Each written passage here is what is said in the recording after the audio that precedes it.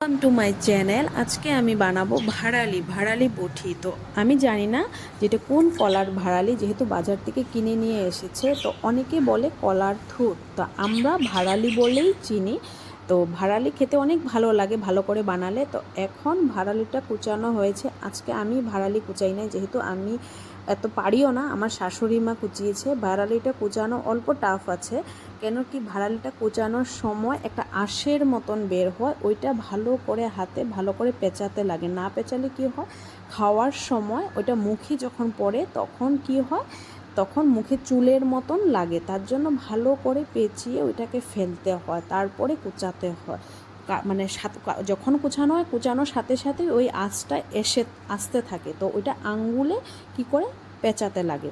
তো ওইটা কোনো সময় ভুলবেন না, যে ভাড়ালি কাটার সময় যে আঁচটা না ফেললে কিন্তু খেতে একদমই বাজে লাগবে, বা সবজিটাও খাওয়াটা নষ্ট হয়ে যাবে। তার জন্য ভালো করে কুচিয়ে লবণ মেখে 10 মিনিট রেখে দেবেন। এখন ভাড়ালিতে কি কি লাগবে, পরিমাণ মতন আলু কেটে নেবেন। যেতটুকু ভাড়ালি অতটুক পরিমাণে একটা বা দুটো আলু কেটে নেবেন ছোটো ছোটো স্কোয়ার করে, বা কাঁচা লঙ্কাকে মিডিল দিকে কেটে রেখে দিবেন।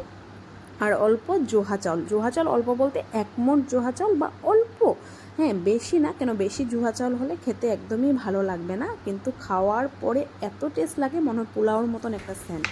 এখন আমি কড়াই বসিয়ে নিয়েছি, কড়াইটা গরম হয়ে গেছে, তেল দিয়ে দিব। তেলের পরিমাণটা একটু বেশি লাগবে, কেন ভাড়ালিতে অল্প তেল বেশি লাগে তাই। তো এখন তেল যেহেতু দিয়ে দিয়েছি, তেলটা অল্প গরম হয়ে নাও। গরম হওয়ার পরে এখন গরম হয়ে গেছে, তা এখন আমি কালির জিরো আর গোটা জিরা সম্বাস দিয়ে দিব। কেন কি অনেকে আছে যে মানে কালির জিরাটা দেয় না, খালি জিরা সম্বাসই দেয়, তা আমি দুটাই দিয়েছি। আর তেজপাতা একটাকে ছিঁড়ে দিয়ে দিয়েছি। তো এখন সম্বাসটা অল্প লাল হয়ে এনো। সম্বাসটা লাল হওয়ার পরে তারপরে আমি বাকি যা যা লাগবে সবগুলো তেলে ছাড়বো। তো এখন আমি আলুটা দিয়ে দিয়েছি, যেহেতু তেলটা গরম হয়ে গেছে। আলুটা অল্প লাল লাল করে ভাজা হয়ে নোক। আলুটা ভাজা হওয়ার পরে দেখাচ্ছি আমি কি দিব। আর একবার ঘরে ট্রাই করেও দেখতে পারো, খেয়ে কিন্তু অনেকই টেস্ট। আর অনেকে তো জানেই বানানো, কিন্তু আমি কিভাবে বানাই ওইটাই শেয়ার করলাম।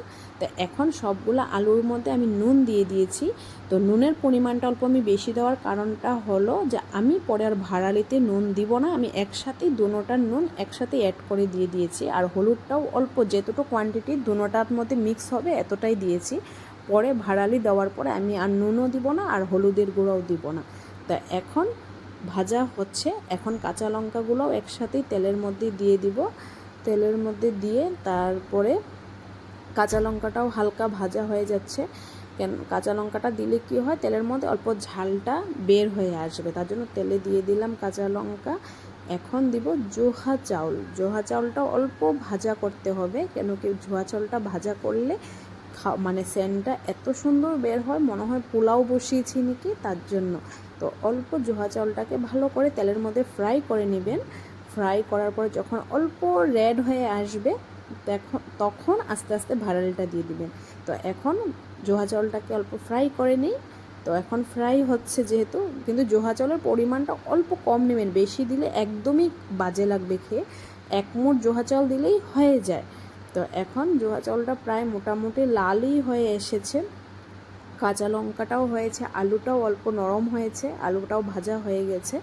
তো ভাজা হওয়ার পরে এখন যেহেতু ভাজা যখন হয়ে গেছে, এখন আমি ভাড়ালি দিয়ে দিব। তো ভাড়ালি দিব, কিন্তু এখন ভাড়ালিটা আমি এখন দিয়ে দিব। ভালো মতনই ভাজা হয়ে গেছে, সবগুলো একসাথে মিক্স করে দিয়েছি। আর লবণ হলুদও কিন্তু একসাথে দেওয়া হয়ে গেছে আমার। তো এখন ভালো মতনই হয়ে গেছে। এখন ভাড়ালি দিয়ে দিচ্ছি। ভাড়ালিটা এখন দিয়ে ভালো করে মিক্স করে নিব। কাঁচা লঙ্কা আলু চাউল একসাথে মিক্স করে নিব।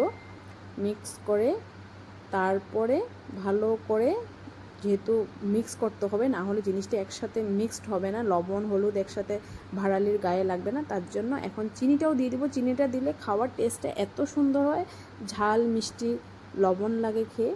আর মিষ্টি না দিলে কী হয়, খালি ঝাল আর ওই একটু লবণ লবণ নুন নুন ভাব আসে। তারপর ঢেকে দিয়েছি। ঢাকনা উঠিয়ে এখন অল্প আবার নাড়াচাড়া করে নিব, কেন কি অল্প ঢাকতে হবে, অল্প ঢাকনা উঠাতে হবে, না হলে কী হবে ভাড়ালি জিনিসটা ফট করে কড়াইতে লেগে যায় নিচে, যেহেতু আঠা আঠা হয়ে যায় জিনিসটা অল্প হওয়ার পরে। আর তার জন্য ঢাকনা উঠিয়েও অল্প নাড়াচাড়া করে দিয়ে আবার ঢেকে দিয়েছি। ঢেকে এখন আবার উঠিয়ে দেখব যে মোটামুটি হয়ে গেছে, কমে মানে যতটুকু পরিমাণ আমি দিয়েছিলাম ওই পরিমাণ থেকে অল্প কমে এসেছে। যখন দেখবেন জিনিসটা কমে এসেছে তার মানে ভাড়ালি হয়ে যাচ্ছে। হ্যাঁ, আর অনেক ভাড়ালি আছে যেই পরিমাণে দেওয়া হয় ফার্স্টে সেমই থেকে যায়, কমে না। তো ওই ভাড়ালিগুলো খেয়ে একদমই টেস্ট হয় না। আর ভাড়ালিটা চেষ্টা করবেন একদম কম স্টিম দিয়ে বানানো, তখন খেয়ে খুব ভালো লাগে, খুব টেস্ট হয়। আর স্টিম বাড়িয়ে রান্না করলে কী হয়, ভাড়ালি হয়ে যাবে কিন্তু খেয়ে একদমই টেস্ট লাগবে না, নিচে কড়াইতে লেগে যাবে, লেগে অল্প লাল লাল লাল লাল হয়ে যাবে, তার জন্য খেয়ে একদমই ভালো লাগবে না। এখন আমার ভাড়ালি হয়ে গেছে, তার জন্য এখন আমি ঘি দিয়ে দেবো। আর অনেকেই ঘি খেতে ভালোবাসে না যারা, তো ঘি দিতে হবে না, এমনি নামিয়ে রেখে দিতে পারো। আর কেউর যদি নারিকেল থাকে নারিকেল দিয়েও বানাতে পারো। আজকে যেহেতু আমার নারিকেল ছিল না, তো যখন ভাড়ালিটা দেবেন তখন ওইটার সাথে নারিকেল অল্প কুড়িয়ে দিয়ে দিতে পারেন, তো নারিকেল দিলেও আরও টেস্ট হয়। তো আজকে আমার নারিকেল নেই, তাই আমি জোহা চাউল দিয়েই ভাড়ালি বানালাম। আর প্লিজ আমাকে কমেন্টে জানাবেন যে আমার ভাড়ালির রেসিপিটা কীরকম হয়েছে। আর আপনারাও একবার ঘরে ট্রাই করে দেখতে পারেন ভাড়ালিটা কীরকম টেস্ট খেয়ে, এরকম করে আমার প্লিজ প্লিজ আমাকে কমেন্টে একদমই জানাবেন। আর আমার চ্যানেলটাকে সাবস্ক্রাইব করে দেবেন। Tata, bye bye.